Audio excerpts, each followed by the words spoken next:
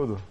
Não, é um prazer falar com o Meira, Coronel Meira, que foi comandante aqui em Bauru, foi de São Paulo, ocupou o cargo mais alto da Polícia Militar e já está aí há um ano já que você está fora, um ano, né? Um ano já. E como é que é viver fora da Polícia Militar? Olha, nos 3 primeiros meses é uma situação muito difícil, sabe? É uma situação delicada porque você ainda tem o hábito de acordar cedo, ainda tem o hábito de fazer a barba, ainda tem o hábito, e aí o telefone seu não toca, né? Aquela cobrança diária não acontece mais, você não tem mais aquela pele que é a nossa farda, e aí você tem que começar a conviver com uma outra rotina. Não é fácil, mas o tempo vai mostrando a você que você encerrou um ciclo e agora você tem que começar outro, né? De dedicação à família, de dedicação aos estudos. Eu estou estudando, entendeu? Eu voltei a estudar, não fazer universidade, mas eu voltei a estudar, eu sou bacharel em Direito, então eu voltei a estudar um pouco para o exame da ordem, entendeu? Eu quero tentar aí conseguir ser contemplado com a aprovação e estou trabalhando, entendeu? Estou procurando ocupar meu espaço, sabe? Então, mas a gente não consegue se desvincular da polícia, né? Hoje nós temos aí por meio da rede social, né? Você pega o aplicativo do WhatsApp e aí teve um policial que ele me ligou, perguntou se eu queria entrar no grupo e tal. Aí eu falei, tudo bem, me coloca no grupo. Aí é um grupo que você fica sabendo das notícias da PM o tempo todo. Eu recebo essa notícia. Mas a PM de Bauru trabalha bonito, hein? Bonito. Vamos ser francos. Bonito. Não é a de Bauru não, eu acho que é a PM de São Paulo, viu? Eu posso assegurar. Mas esse grupo é o de Bauru que você Não, é um grupo do Estado. Não, eu estou no de Bauru. O de Bauru aqui é fantástico. Não, eu tenho o de Bauru e também... Esses caras vão prender gente no inferno. É verdade. O que eles detêm toda noite entendeu? E esse do estado que eu tenho é uma coisa assim, para você ter uma ideia, como o aplicativo, o WhatsApp, ele tem um número máximo de... Eles põem todas as ocorrências como põem os de Bauru? Todos. Tá, aqui também. Na hora aconteceu, então, é um aplicativo que é interessante e você não consegue se desvincular. Eu também, é difícil você também não ficar alheio à situação, né? Esses dias nós perdemos um policial aqui em Santa Cruz, né? Verdade. Morreu lá em Osasco e eu fiquei sabendo na mesma hora, no mesmo instante. Então é uma coisa assim que ainda toca muita gente, né? E a gente acaba convivendo com esse tipo de... Essa rede social ativa e incessante do jeito que ela facilitou o trabalho da polícia ou piorou? Muito. Nossa, facilitou demais. Hoje, a tecnologia que foi agregada à Polícia Militar, ela melhorou muito o desempenho da PM. Hoje, vou dar um exemplo. Antigamente, quando eu era tenente da Polícia Militar, ou ainda capitão, para você fazer uma consulta de dados de antecedentes criminais de uma pessoa que você abordava na rua, você tinha que levar para a delegacia de polícia. Então eu tinha que eu identificava uma pessoa em tal lugar, às vezes ela não estava desprovida de documento e você queria saber dos antecedentes. Hoje eu faço num tablet. Hoje eu faço uma consulta na hora. Na hora. Eu tinha que levar para a delegacia, o delegado, por sua vez, tinha que pegar e fazer um pedido por via telex, entendeu? E aí, depois de 20, 30 minutos, isso ia acontecer. Então, a tecnologia veio exatamente para ajudar. Não, então, hoje... Eu aqui nesse grupo do WhatsApp aqui de Bauru, é fantástico. Você vê as coisas acontecer na hora, e coronel se informando... Exatamente. Quem que está nisso daí? Exatamente. Impressionante. E não tem como a pessoa pegar, se excusar de falar que não, né? Entendeu? Não. Porque hoje você sabe se a pessoa recebeu. A transparência ficou exposto, né? Exatamente. Mas isso é importante. Isso é uma ferramenta, se utilizada da forma como vem sendo utilizada, ela é boa e vem ajudar e não atrapalhar. Lógico, tem muita gente que acaba utilizando esse tipo de ferramenta para outra finalidade. Claro. Mas nós temos que pensar o seguinte, as ferramentas tecnológicas existem e cabe ao poder público, cabe ao Estado, né, aplicar recursos para que a gente possa utilizar de forma melhor. Que conselho você daria hoje, com a bagagem que você tem, com tudo que você exerceu, para um comandante de PM? Olha, se eu pudesse hoje, se eu retomasse o cargo hoje, eu faria um trabalho de gestão na polícia para enxugar as atividades burocráticas da PM. Então hoje, esses dias eu estava conversando com um repórter de São Paulo, até ele me ligou, e eu falei para ele o seguinte, né? Hoje nós temos 105 batalhões da Polícia Militar no estado de São Paulo. Então eu tenho 105 batalhões, eu tenho mais de 20 grandes comandos e tal. Então essa estrutura que você tem para tocar essa máquina chamada Polícia Militar, ela poderia ser enxuta na área administrativa. Então, vou dar um exemplo para você. Você tem 105 batalhões. Cada batalhão, em média, ele absorve 40 homens para você tocar um batalhão, administrativamente. Não que esse homem não possa ser empregado na atividade operacional, mas ele essencialmente é empregado na atividade administrativa. Se você multiplicar 100 por 40, você tem 4.000. Então, se você reduzir esses batalhões de 100 para 20, e olha que é muito, você pega, então você tem 80, você tem 3.200 homens, você já consegue ganhar, absorver do serviço administrativo e coloca no serviço operacional. Então, isso é algo que é possível fazer, você mantém o mesmo efetivo, mas por outro lado você... Até pela informatização de hoje, né? Exatamente. Você hoje tem ferramentas aí que você não precisa mais da presença. Você não tinha, você tinha que colocar um PM lá para datilografar um documento, pegar esse documento em mãos e levar... Hoje não, hoje eu digito, aperto um botão, o documento está em São Paulo. Né? Hoje eu tenho assinatura eletrônica. Então, você economizou muito, economiza muito mais. Então, eu entendo que hoje, mas aí que vem um grande problema. Até eu estava conversando com o repórter e falei assim, só que tem um problema. Ele falou, qual? O problema aí vem político. Qual cidade... Então, eu vou fazer uma reestruturação e eu vou pensar assim, bom, vou dar um exemplo aqui, ó, que o prefeito Edgar não me leve a mal, tá bom? Mas, por exemplo, Lins. A Lins é uma cidade que tem lá 60 e poucos mil habitantes, não é isso? E eu tenho um batalhão. Por que foi criado um batalhão em Lins? Ele foi criado no momento em que houve lá uma possibilidade, vamos escolher algumas cidades para ser sede de batalhão. Lins é uma cidade boa para ser sede de batalhão. Colocou o batalhão. Lençóis Paulista tem uma população semelhante à de Lins e não tem batalhão. Então, hoje eu tenho lá 30, 40 PMs trabalhando na administração do batalhão de Lins que poderiam muito bem serem absorvidos, né, e colocados para trabalhar na atividade operacional. E o que eu colocaria lá? Eu colocaria lá um major ou um capitão para comandar o policiamento, como era antigamente. O Marsola, que foi assessor aqui do prefeito Nilson Costa, que foi capitão da PM em Lins, ele comandou Lins sozinho. Hoje, o que o capitão fazia na época dele, hoje eu tenho lá um tenente-coronel, um major, 4 ou 5 capitães, ele era um capitão só. Então eu entendo que essa é possível. Eu ia hoje. até perguntar para você do 2º Batalhão em Bauru, mas você já respondeu adiantado. Eu entendo desnecessário, totalmente desnecessário. Não há porquê, não há razão para que tenha um 2º batalhão. O status de ter um 2º batalhão, isso não muda nada, na verdade prejudica na ponta da linha porque você perde efetivo operacional. Qual é a sua opinião sobre as guardas municipais?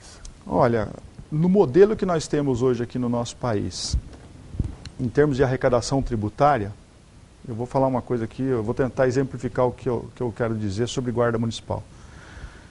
Nós temos um modelo aqui no nosso país em que a responsabilidade maior aqui é do município. Então o município tem uma responsabilidade muito grande. Então a pessoa reclama da falta de energia, é para o prefeito. Tem o buraco na rua, é para o prefeito. Tem mato nas calçadas, é do prefeito. Então, hoje, o cidadão que vive numa cidade, ele cobra a responsabilidade do prefeito. E o prefeito, hoje, embora ele tenha uma grande responsabilidade, ele arrecada muito pouco, comparando com aquilo que o governo federal e o governo estadual arrecadam. É verdade. Então, eu acho que há uma desproporção entre responsabilidade e arrecadação tributária. Então, hoje, poucas prefeituras ousam em criar guardas municipais porque a guarda ela tem um custo muito elevado. Então, hoje, por exemplo, a cidade de Bauru... Só o treinamento é uma verdadeira absurdo. É muito caro hoje, custa muito caro hoje você colocar 80, 100 homens numa guarda municipal. O custo disso é muito elevado. Se é uma prefeitura que tem uma boa arrecadação ou arrecada diferente do que as demais, tem um royalty disso, ou algum outro benefício que não é comum a todos os municípios, tudo bem. Mas hoje eu pergunto para você, qual município que pode falar assim, não, olha, eu estou bem financeiramente? Nenhum. Então hoje, da forma como você tem uma arrecadação tributária, em que concentra a arrecadação no governo federal, depois vem descendo para o governo estadual e depois para o municipal, e o municipal depende dos repasses do governo federal e estadual, então hoje, sob o ponto de vista financeiro, não é interessante ter uma guarda. Hoje é interessante as prefeituras formalizarem convênios com a Polícia Militar por meio de atividade delegada, tá certo? Eu ia perguntar a sua opinião. Por meio de atividade delegada e delegar esse serviço para Já é um profissional treinado. Você tem um profissional treinado, você não tem ônus com relação ao salário dele, nada. Você vai pagar simplesmente pela hora trabalhada daquele profissional. É muito mais econômico, muito mais cômodo e muito mais interessante. Em todo lugar que se implantou atividade delegada está dando certo? Está dando certo. O único lugar em que nós tivemos, assim, enfrentamos problemas por divergência política partidária foi em São Paulo. Que o prefeito Haddad, eu estava no comando quando ele assumiu a prefeitura e ele fez um corte profundo no número de vagas diárias destinadas à atividade delegada. Isso ele fez. E ele perdeu muito com isso, porque infelizmente hoje o centro da cidade de São Paulo, o centro da capital, não goza daquela mesma tranquilidade que tinha na gestão do prefeito Kassab, que foi quem, de uma certa forma, estimulou lá, deu um incentivo muito grande com o emprego de PMs. Com todos esses aparatos, por que a violência aumenta do jeito que aumenta no mundo inteiro? Hoje eu estava conversando com um cidadão, com um rapaz que foi na minha casa fazer uma detetização. Ele perguntou a mesma coisa para mim. E eu falei para ele assim, olha, a violência hoje que nós temos aqui é fruto da impunidade. Não é pobreza, não se associa pobreza, não se associa crime com pessoas pobres. Tira isso da cabeça. Nós temos aqui uma infinidade de pessoas que são humildes, carentes e que têm uma dignidade, que têm um respeito. Claro, então concordo com você. Isso não tem nada a ver com... Pobreza não tem nada a ver com criminalidade. Agora, o que tem a ver com criminalidade é impunidade. É impunidade. Então, se você hoje tem lá uma pessoa que ela vem matar um policial, como aconteceu agora em Osasco. Então, você pega lá um viciado, né? Encontra o policial no ponto de ônibus, pega o policial lá, dá uma gravata no policial, retira a arma do coldre dele e mata o policial. Então, se a pessoa tem essa disposição para fazer isso contra a figura do Estado que está ali representada pelo PM, e a punição para essa pessoa é uma punição, de certa forma, irrisória e branda, significa que aquela reprimenda que existe não está sendo suficiente para impedir que aquela pessoa venha praticar o crime. Está aí o exemplo agora, que agora, né, nós pegamos aí em outras esferas, né, nas esferas políticas, em onde nós tivemos uma infinidade de pessoas, né, de autoridades sendo presas em razão de desmandos, em razão de corrupção. Por quê? Porque essas pessoas estavam tranquilas até então, por quê? Porque elas gozavam da impunidade. A partir do momento em que você teve uma força-tarefa envolvendo a Procuradoria-Geral da República, envolvendo a Polícia Federal, você teve as respostas começaram a acontecer. O que acontece daqui para frente agora no cenário político? Você acha que aquelas pessoas que tinham o hábito de arrecadar dinheiro para uma campanha política, o famoso Caixa 2, isso vai continuar acontecendo? Por isso que eu acredito que na próxima eleição, até mesmo em razão... Ninguém mais vai dar dinheiro para política. Nem vai dar dinheiro e, enfim, nós vamos ter pelo menos uma... Falei isso aqui antes de ontem com dois vereadores aí. Quem acha que vai ser candidato, que tem alguém... E nem quem dá dinheiro não quer dizer que todo mundo tem má intenção. Exatamente. Primeiro os empreiteiros estão presos. Agora, você dá às vezes porque você concorda ideologicamente. Sim. Bom, ninguém mais vai se arriscar mais a... Exatamente. Então você vê que isso aí, na verdade, foi um reflexo do que a partir do momento em que você começou a punir, começou a apurar, começou a prender, aí as coisas mudaram. Então significa que... A impunidade é responsável pelo crime. É responsável pelo crime. A gente está falando até do site da Polícia Militar, né, onde que a gente vê do WhatsApp aí. O que eles prendem é brincadeira, prende e solta, né? Agora eu vou falar uma outra coisa que eu acho que é interessante as pessoas saberem. Eu sei que é importante hoje você ter uma força-tarefa aí voltada para a corrupção, para prender, ótimo.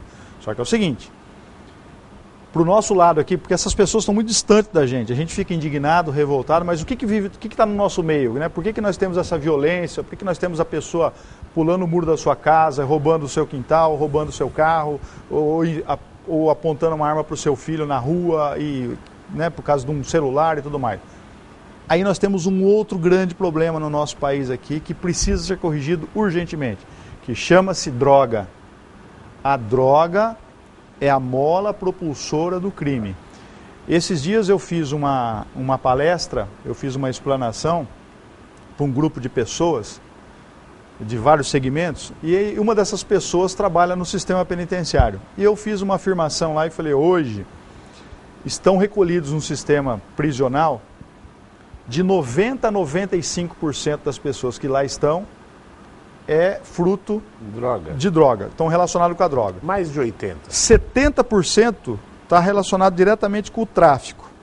É? E os outros 20% a 25% estão relacionados a furto, roubo, homicídio. Por causa das drogas. Por causa da droga. Então, se nós não fizermos um ataque, uma ação, uma atuação, que aí depende de uma lei do governo federal, de proteção das nossas fronteiras, de endurecimento ainda mais das leis do tráfico de drogas, nós vamos continuar tendo muitos problemas aqui. Porque hoje, infelizmente, nós somos detentores, nós somos o primeiro colocado em consumo em crack no mundo.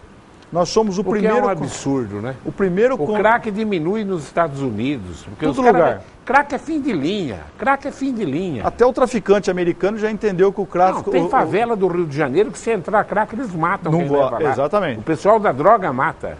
Exatamente, porque prefere vender a cocaína e o... Então você tem... Nós temos hoje o maior consumidor de crack, o maior consumidor de cocaína e o segundo maior consumidor de maconha. E campeão da lepra. Mas o Brasil é o primeiro lugar do mundo em lepra. Aí. Ah, absurdo. Então, que hora que nós vamos ser uma grande nação, né? Sabe, eu vejo o seguinte, que há necessidade de uma intervenção nesse segmento, nesse setor, porque hoje a droga é um negócio altamente rentável e por mais que as polícias federal, rodoviária federal, polícia civil, polícia militar em todo o nosso país tenham uma atuação todo ano aumentando a sua captação, as suas apreensões, você não vê um resultado na ponta da linha, porque aí vem a lei da oferta e da procura, né? Só vai aumentar na ponta da linha o custo da droga a hora que diminuir ela no mercado. Como você aprende cada vez mais... E a facilidade de entrar droga no Brasil com 8 que... mil quilômetros de fronteira, né, Meira? É 16 mil, né? 16, a fronteira seca dá 16 mil. Então, é muito vulnerável. E o governo federal diminuindo o dinheiro da Polícia Federal. Diminuindo o dinheiro federal, não incentiva, não estimula a criação de unidades das Forças Armadas nas fronteiras, que eu acho. Verdade. Se você pegar o mapa do Brasil hoje, e você vê a distribuição das unidades da Marinha, Exército e Aeronáutica, todas estão concentradas do lado direito, próximo ao mar. É verdade. Então, ao passo que hoje a nossa maior vulnerabilidade... É a fronteira... Nós temos aqui Colômbia, seca. Peru, Bolívia e Paraguai. Aqui os três primeiros que eu falei, maiores produtores de cocaína do mundo. E o Paraguai é o segundo maior produtor de maconha do mundo, que só perde para o México. E a cocaína entra pelo Paraguai também. A Bolívia passa Paraguai, lá por dentro e entra por aqui. É muito fácil. E você quer ver uma outra coisa que hoje que eu vejo, que é uma fonte de renda das facções criminosas. Eu achei louvável, por exemplo, o governador aumentar o tributo do cigarro. Mas só que isso tem um efeito perverso. Qual que é o efeito perverso? Porque a partir do momento que você vai comprar uma carteira de cigarro aqui, você vai gastar R$7, e de R$7 você tem, na verdade, ali 5,80 de imposto, na verdade a carteira custa R$1,20, há um estímulo muito grande para que venha o quê? O cigarro contrabandeado do Paraguai. Uma carteira de cigarro no Paraguai custa 27 centavos. Ela é vendida aqui... Por causa do imposto, né? É vendida aqui a 2,70, 2,50, ou seja, um lucro de 1000%. Quem que está aproveitando esse mercado e aproveitando essa grande oportunidade? Facção criminosa, crime organizado. Então nós temos hoje dois problemas graves aqui, a droga e agora nós temos uma mercadoria como o cigarro, que eu sei que é nocivo, que faz mal para a saúde, eu sei tudo isso. O cigarro só mata. Só que a partir do momento que você pouco taxa... tempo você está desgraçado, você morre só. Você sobretaxa aqui com valores absurdos de impostos, você estimula o contrabando. E estimulando o contrabando, entendeu? Mas, olha, eu já falei tanto disso aqui na TV Prevê, que às vezes até... É o que eu falo, você vai lá em Ponta Porã, você tem a Pirelli do lado de cá do Brasil, um pneu de uma caminhonete custa R$800. Você vai na Pirelli do lado de lá, você compra um pneu por R$200. Entendeu? É o custo Brasil, esse absurdo de impostos e que esses gênios agora querem que volte a ser PMF ainda. Quer dizer, o empresariado não aguenta mais, está quebrado, empresariado que não consegue pagar imposto e que não rouba. Né? Não vou falar de ladrão, está cheio de empresário na cadeia aí. Quem trabalha realmente e defende a tua atividade. Está pendurado em imposto, não tenha dúvida nenhuma. Porque aqui, e agora o governo está desgraçado, porque o imposto fez assim, ó. Né? 40% de tudo que tem no país é do governo, que são os impostos no Brasil. Eles recolhiam, por isso que eles apostam no consumo. Se caiu o consumo, eles estão desgraçados, e agora caiu. Né?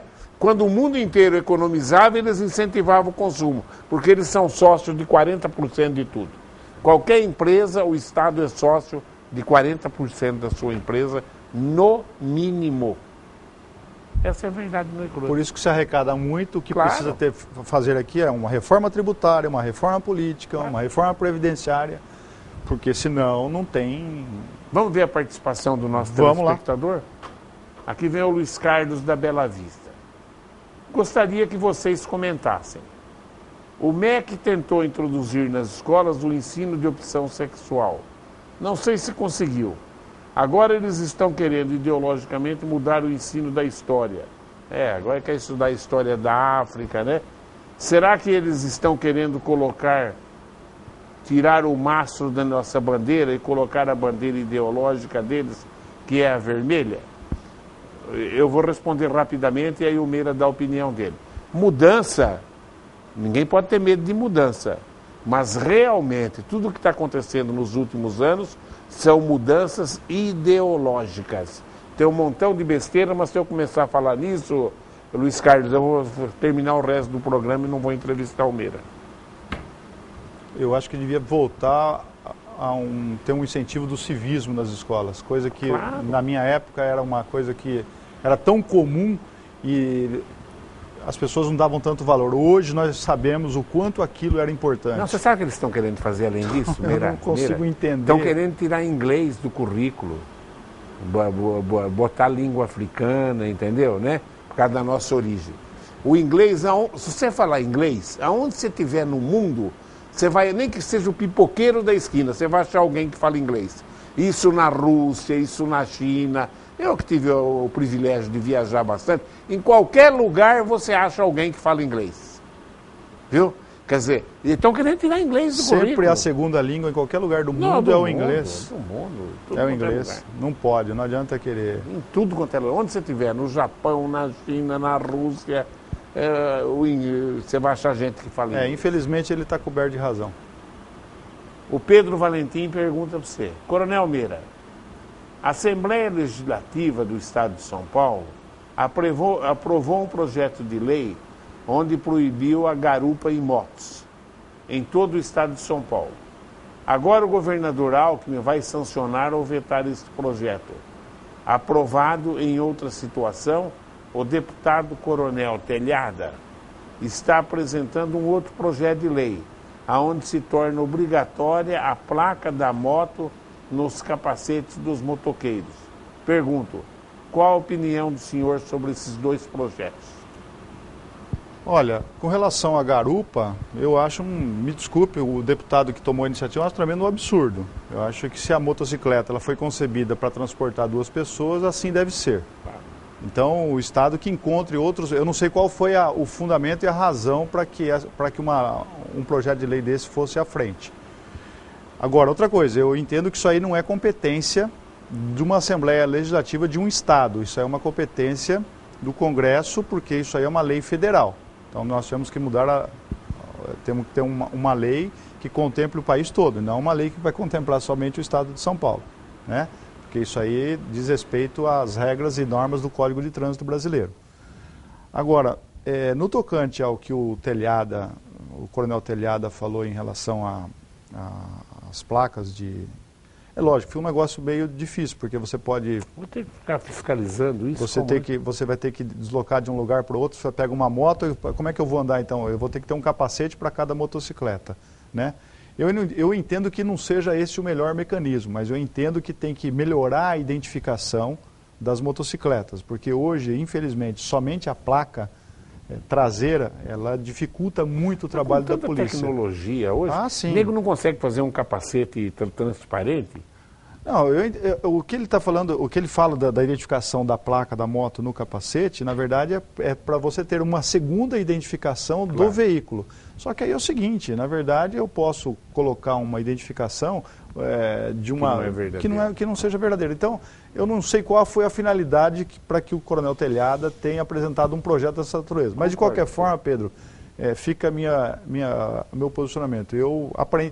No primeiro momento eu sou contra. Veio uma pelo Face aqui, Ivan Luca Silva. Eu apoio o Meira, prefeito de Bauru. Então eu ia fazer essa pergunta para você. Que história é essa? Nos bastidores estão dizendo, eu gostaria de que você falasse, você já se filiou a algum partido, alguém fala que você vai ser candidato a vereador, outro fala que você vai ser candidato a prefeito. O que você está amarrando? Então eu vou começar, vou tentar explicar por que surgiu esse assunto do Meira, candidato a prefeito. Eu dei uma entrevista para Fernanda Vilas Boas, você deve conhecer, da revista AZ. E o Rodrigo Chiquito me convidou para uma entrevista e na verdade era para falar sobre o assunto de segurança pública. Então, nós vamos falar lá com o coronel, que foi comandante da Polícia Militar, Em um determinado momento, a Fernanda Vilas Boas perguntou se eu tinha alguma pretensão política e tal, o que eu achava disso e tal. Eu falei, olha, Fernanda, eu não descarto nada, não vou falar para você que eu nunca vou me candidatar a nada, porque eu não gosto desse nunca e talvez jamais. Aí a Fernanda Vilas Boas falou assim, mas se o senhor tivesse hoje que escolher, né, um cargo político, né, o senhor preferia lá o executivo ou o legislativo? Eu falei assim, olha, depois da minha experiência de 2 anos na frente da PM, eu entendo que o melhor, onde você consegue realmente executar e consegue realizar as coisas é no cargo do executivo. O legislativo, na verdade, você é um fiscal, você é uma pessoa... E aí ela pegou e falou, então o senhor tem assim um sonho com o Palácio das Cerejeiras? Eu falei assim, por que não? Né? A gente nunca pode descartar isso. Então, na verdade, aquela entrevista que eu acabei dando para a Fernanda Vilas Boas, o gancho da matéria acabou sendo... o Meira, candidato a prefeito, aquela coisa toda. Agora, você sabe muito bem, você é uma pessoa que conhece muitas pessoas, aqui essa bancada aqui já sentou tantas pessoas aqui, né? Ilustres e tal, políticos, pessoas que já foram derrotadas, pessoas que já foram vencedoras em eleições. E você sabe que hoje, para você se propor uma candidatura a uma prefeitura, não é uma coisa tão simples assim. Você tem que ter, primeiro, se filiar a um partido político, que eu não me filiei ainda, vou me filiar a algum partido político, ainda estou sondando, tá? Estou conversando com algumas pessoas. Depois que você se filia a esse partido político, você tem que procurar entender se o partido político quer continuar sendo coadjuvante ou quer ser protagonista. Ou seja, você quer lançar um candidato ou você quer aí simplesmente colaborar e contribuir com aquele grupo lá que o prefeito, aquele grupo de políticos estão apoiando aquele candidato. Então, depende muito do partido. Você sabe que tem muitos partidos aqui que, na verdade, eles preferem ficar nos bastidores, não é isso? E tem muito partido que só está por interesse financeiro. Então, exatamente, ele não tem lá uma pretensão de assumir uma prefeitura, disso, aquilo e tal. Então, eu estou em fase de escolher um partido. Óbvio que eu não tenho recurso financeiro para bancar uma campanha, não tenho. As pessoas que me conhecem muito bem sabem o que eu tenho como patrimônio, né? O que eu consegui ao longo da minha carreira, e eu não preciso mentir para ninguém, eu tenho a minha casa, eu tenho um carro e tenho minha família. Claro.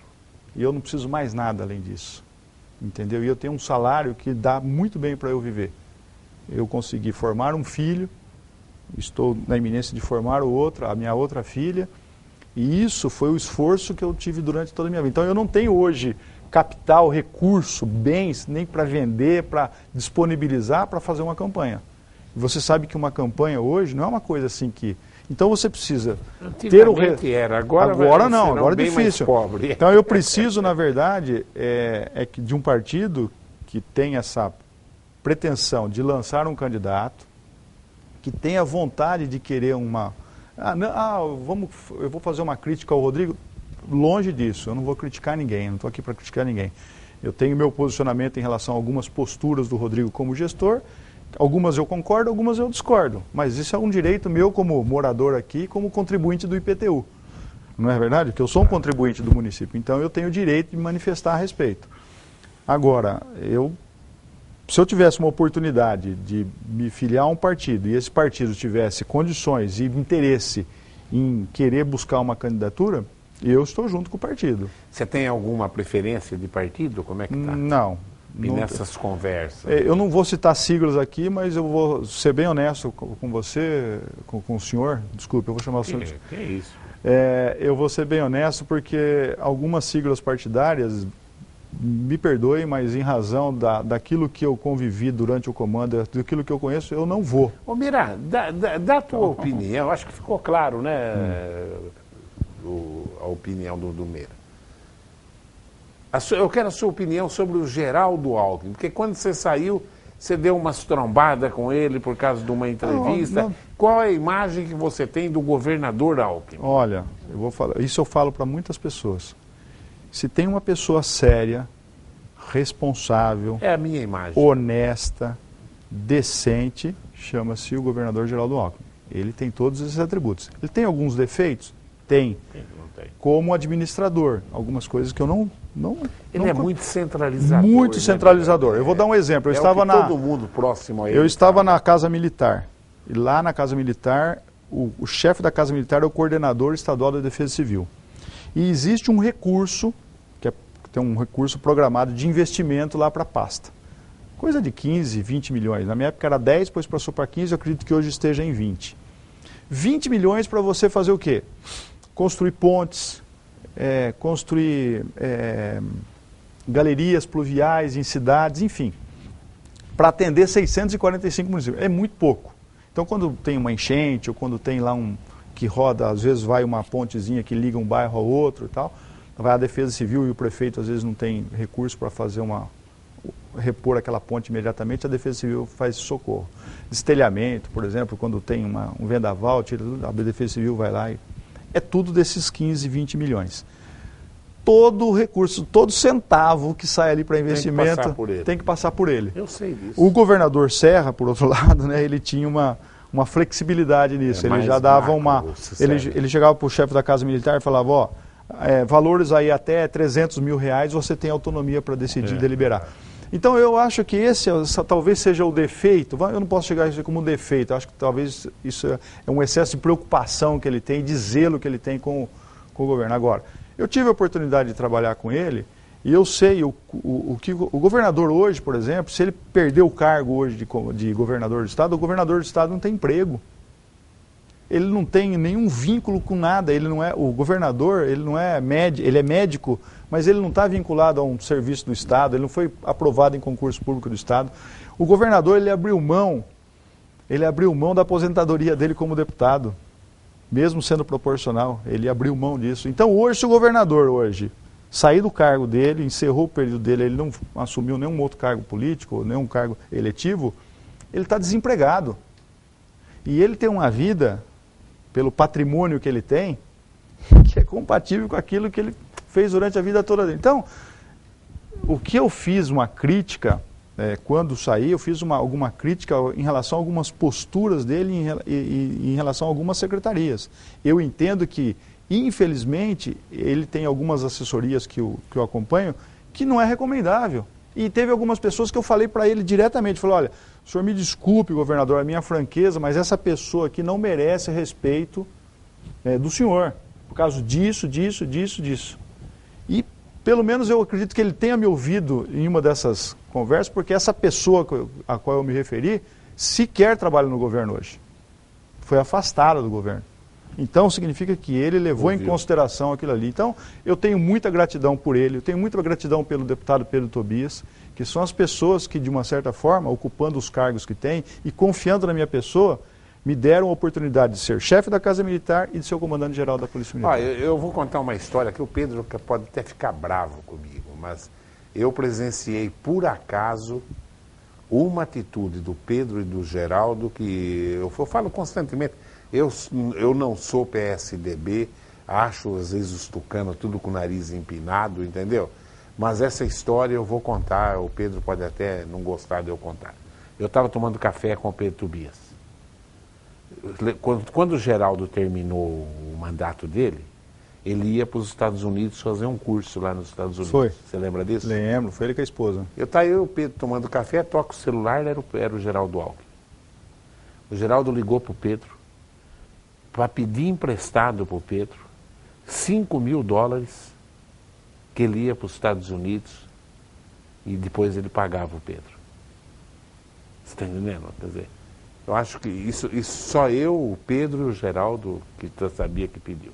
Quer dizer, eu fiquei realmente impressionado com a atitude dele, né? Quer dizer, ligando para o cara que era de confiança dele, você me empresta $5.000 e não sei o que lá, entendeu? Entendi. Você vê... É exatamente isso aí mesmo. Para mim, ele acabou eu já tinha ele em alta conta, acabou de construir um caráter excepcional do cara que não tem nada amoitado. Não tem. Entendeu? Nada amoitado. Não tem. E não estava pedindo isso para jornalista, para ninguém. Pedindo para o Pedro, não, eu arrumo com meu irmão, tá, não sei o quê. Entendeu, né? E foi uma coisa assim que me comoveu, sinceramente. Não, Então eu tenho o Geraldo também como um prefeito centralizador, um governador centralizador para a região de Bauru, melhor impossível do que ele foi, né? Mas que realmente tenho ele como homem correto e por isso que eu perguntei isso para você. Não, até achei que você estava com bronca não, dele. Não, de jeito nenhum. Eu vou falar uma coisa para você. Eu tenho ido muito por Mato Grosso do Sul, porque meu filho, ele se formou por lá e vai continuar trabalhando por lá. E eu tenho conversado com as pessoas lá, as pessoas ficam, às vezes você entra num assunto e a pessoa fala, você é de São Paulo, tudo, e as pessoas vêm fazer a seguinte pergunta pra gente. Olha uma coisa interessante, que é comum isso aí. Como que é o governador lá de vocês? Por quê? Porque o nome dele, ele ainda ele não tá no cenário muito nacional, porque ele não Não, o Brasil não gosta de paulista, a verdade no e cru é essa. Mas as pessoas perguntam o seguinte, né? Do mesmo jeito que nós, brasileiros, temos, sei lá se é inveja ou restrição aos Estados Unidos pelo poderio, os outros estados, de um modo geral, quando você fala que é paulista, põe o pé atrás, né? Sabe que tudo em São Paulo é mais rico, é melhor, educação e etc. E outra, e não tem como negar isso aí. Você fala em segurança, São Paulo você pode falar o que for. Nós temos os indicadores de segurança aqui, de crimes, os melhores do país. A grana está aqui, né? A grana está aqui. Você tirando a receita da União, a maior receita do Brasil é do estado de São Paulo. E a segunda maior receita é da capital de São Paulo. É o PIB, é o PIB maior que a Argentina.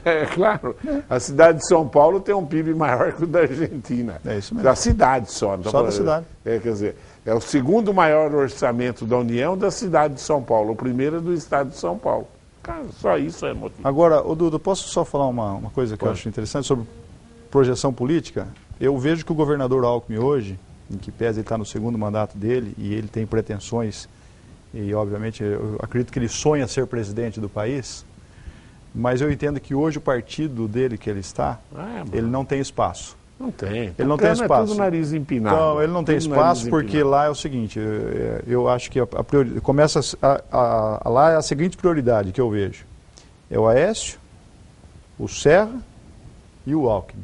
Exatamente. Então, o Alckmin está em terceiro lugar pela preferência do partido. Então, eu entendo que isso vai abrir um precedente para que outro partido e eu entendo que hoje esse outro partido que o governador, de uma certa forma, ele cobiça ou namora ou está ali flertando para esse partido, é o PSB, que é o partido que ele tem no... Você acha que há essa possibilidade? Eu acho. Então, isso pode, eu vou deixar bem... Não, do PSB? Pode ter certeza que sim. É verdade. Opa. É um partido que eu acho que vai acolher o governador Alckmin para lançá-lo candidato a presidente da República. Você sabe quem está mandando um abraço para você aqui pelo Face? A Cláudia Queda Toledo. Cláudia. Ela fala, grande comandante. Muito obrigado. Viu?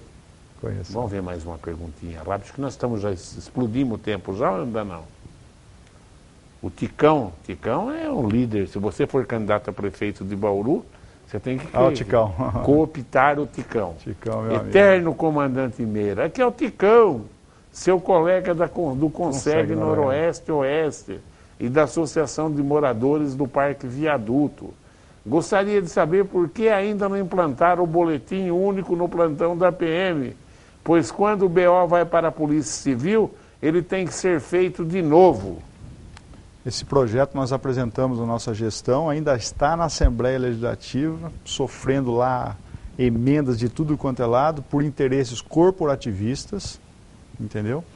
Eu entendo o seguinte, que é uma ideia, que é uma proposta de iniciativa do governador, vai passar e isso tem que acontecer. Isso só para que as pessoas saibam o que é o boletim de ocorrência única, é mais ou menos assim.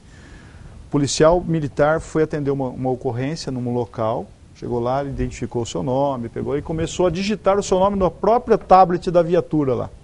Tá? A partir do momento que ele começou a registrar, ele ganhou um número. Um número. Quando chegou na delegacia de polícia, o delegado de polícia, o escrivão de polícia que for registrar, ele vai buscar no sistema aquelas informações que você já digitou e já vai jogar no boletim. Então, ou seja, o mesmo boletim registrado pela Polícia Militar vai ser aquele boletim finalizado pela Polícia Civil. Por isso que é o boletim de ocorrência única. Então o Ticão tem razão, e isso é uma coisa que depende muito do empenho do governo em convencer e impressionar a Assembleia para aprovar o projeto. Porque, infelizmente, tem lobbies aí, corporativistas, que tentam barrar ou impedir que isso dê prosseguimento. Agora quem está mandando a pergunta aqui também é outro cabo eleitoral violento, hein? Vamos lá. O Rafael Santana, lá do Meridota. Conheço. O trovador, o grande Rafael.